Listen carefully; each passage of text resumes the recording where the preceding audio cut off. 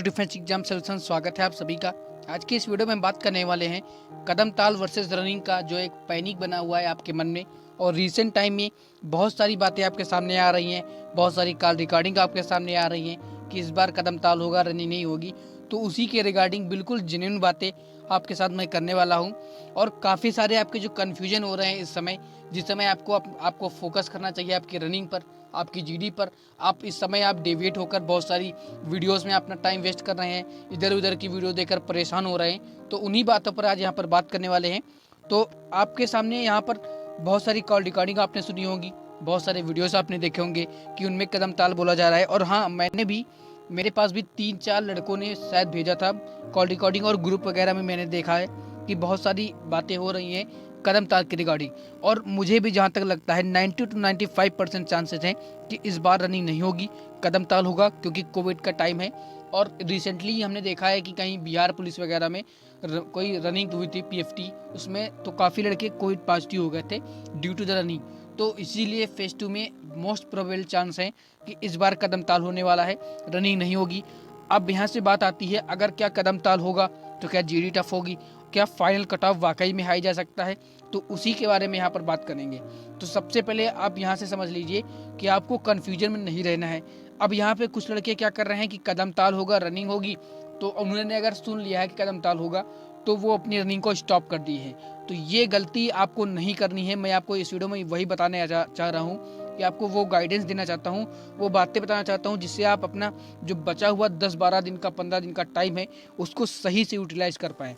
तो सबसे पहले मैं आपको बात कर दूं कि अगर कदम ताल वर्सेस रनिंग की, मोस्ट प्रोबेबल चांस है कदम ताल होगा।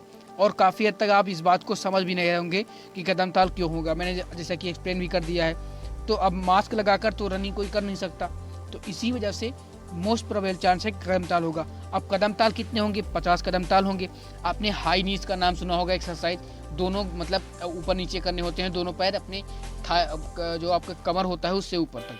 तो एनसीसी वाले बहुत अच्छे तरीके से जानते होंगे। आप भी यूट्यूब वगैरह में सर्च करेंगे कि कदम ताल के बारे में, तो आपकी सारी इन्फॉर्मेशन आपको मिल जाएगी। अब देखिए, ये रनिंग के कंपैरिजन में तो बहुत ईजी है, तो इसका मतलब है कि लड़के कदम ताल में ज़्यादा आउट होंगे नहीं। तो सबसे ज़रूरी बात है, क्या हमारी जीडी टफ होगी? बिल्कुल दोस्तों, जीडी आपकी टफ होने वाली है। अब मैं शुरू करता हूँ, क्योंकि अब आपको यहाँ पर बता दूँ, आपको 1.6 किलोमीटर की रनिंग करते रहना है, रोकना नहीं है। बहुत सारे लड़के इस समय कदम ताल को सुनकर रनिंग करना ही बंद कर दिए। अब आपको टाइम की टेंशन है नहीं, आपको पता है कि मोस्ट प्रोबेबिलिटी आपका कदम ताल ही होगा, लेकिन अगर कहीं रनिंग हो गई तो इसीलिए आपको रनिंग बंद नहीं करनी है। रनिंग करना है, उसके बाद 50 कदम ताल करने लें, जो कि बिल्कुल ही आसान होते हैं। और जो भी उसके आगे फिजिकल जो PFT2 का स्टैंडर्ड है, पुशअप, सिटअप, स्क्वैश, वो भी करते रहना है रेगुलर बेसिस पर, क्योंकि ये बहुत कम टाइम बना है, 10-12 दिन बचे हैं। तो उन पे आपको फिजिकल पे, स्टेमिना पर ज़रूर ध्यान देना है, क्योंकि कदम ताल में भी स्टेमिना की रिक्वायरमेंट होती है। हो सकता है वहाँ पर आपको बता दिया जाए कि आपके सही पैर पड़ने चाहिए, बिल्कुल सीधे पड़ने चाहिए, या कुछ और भी रिस्ट्रिक्शन बता दिया जाए कि सबके पैर एक साथ आने चाहिए, ऊपर जाने चाहिए। तो उसके लिए क्या ज़रूरी है? स्टेमिना की, और स्टेमिना आपको रनिंग से बहुत अच्छा बनता है। तो इसीलिए मैं आपको सजेस्ट करूँगा, आपको रनिंग बिल्कुल भी स्टॉप नहीं करनी है। अब एक बात मेरे समझ गए होंगे। अब आगे बढ़ते हैं और नेक्स्ट पॉइंट बात करते हैं कि अब हमारे सामने जो कन्फ्यूजन आ रहे हैं कि क्या कट ऑफ हाई जाएगी, क्या जीडी टफ हो जाएगी। अब मेरी बात सुनो, अगर मैं आपसे एवरेज बोल दूं कि सेंटर पर 300 की रिपोर्टिंग है, मान लिया 8-10 बंदे एब्सेंट हो गए, तो 290 बचे। अगर कदम ताल में कितने बंदे आउट होंगे? 30-40 बंदे आउट होंगे। मैंने एवरेज 30 बंदे मान लिया कदम ताल में आउट होंगे, क्योंकि बहुत ही ईजी होता है, कोई टफ नहीं होता। अब बचा कितने? 290 में से 30 चले गए, 260 बचे।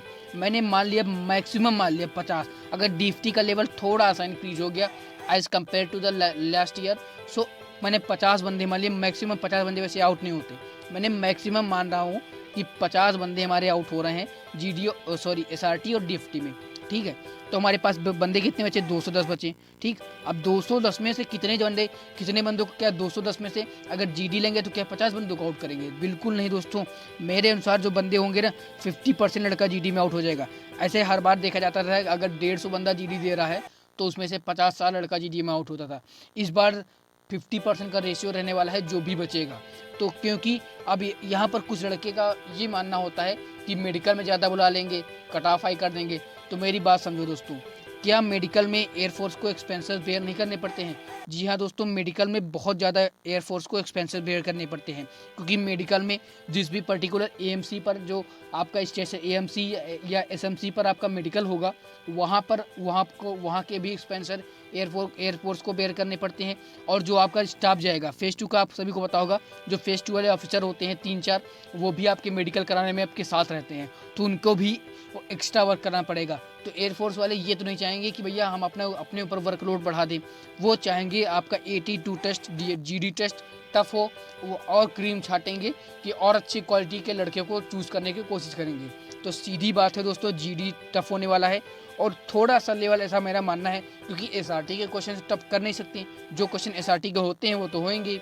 तो डीएफटी हल्का सा टफ हो सकता है, स्लाइटली टफ हो जाएगा, और जो आपका जीडी होगा वो तो मेरे हिसाब डेफिनेटली टफ होने वाला है जीडी भी। तो ये मेरा पॉइंट ऑफ व्यू था।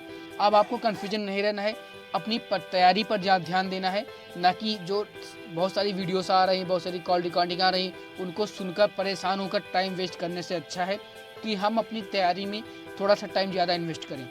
जो मेरा मानना है कि ये आपके लिए ज़्यादा सही होगा। तो आप सभी को आपसे यही करना है कि रनिंग अगर आप कर रहे हैं तो बिल्कुल भी स्टॉप नहीं करना है। आप ये बात समझ लेना कि अगर रनिंग कहीं हो गई तो आप क्या करेंगे। तो इसलिए रनिंग नहीं करना है, स्टॉप नहीं करना है, कदम ताल करते रहना है, और अब कन्फ्यूजन में नहीं रहना है। और कट ऑफ वाला मैं बता दूं, कट ऑफ पर ज़्यादा फर्क नहीं पड़ेगा। इसलिए नहीं पड़ेगा क्योंकि जो लड़का फेज़ 2 क्लियर करता है उसी का नाम पीएसएल में आता है, चाहे वो फिट हो या फिर अनफिट हो।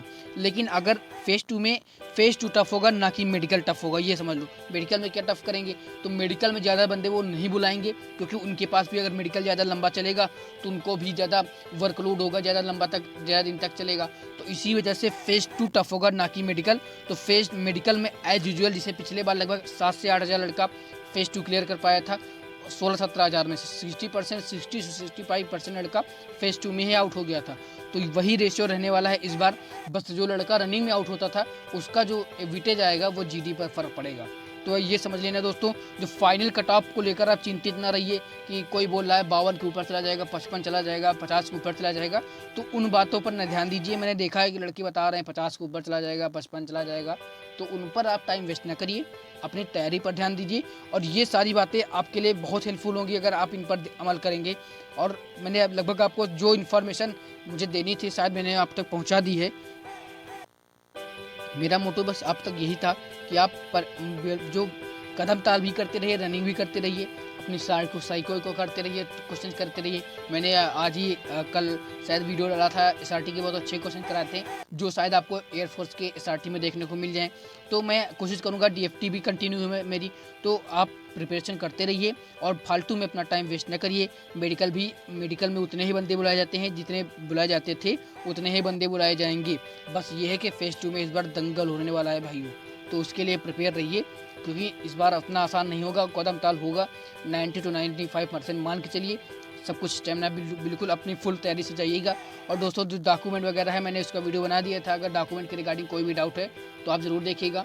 तो दोस्तों आई होप जो इन्फॉर्मेशन मुझे देनी थी आप तक पहुंच गई होगी, आपने समझ लिया होगा कि मैं क्या करना है। और आप आगे वाले 10-15 दिन को आप अच्छे से यूटिलाइज करिए और अच्छे से प्रिपेयर करिए। तो दोस्तों उम्मीद है आपको वीडियो पसंद आई होगी। इस वीडियो को लाइक करिए और शेयर ज़रूर करा करो दोस्तों, जिससे मुझे भी मोटिवेशन मिलता रहे। ऑडियंस जो नई जुड़ती है तो मोटिवेशन आता है। और आप कमेंट करके अपना फीडबैक ज़रूर दीजिएगा। तो आज के लिए इतना ही, मिलता हूँ आपसे नेक्स्ट वीडियो में, तब तक के लिए जय हिंद, वंदे मातरम।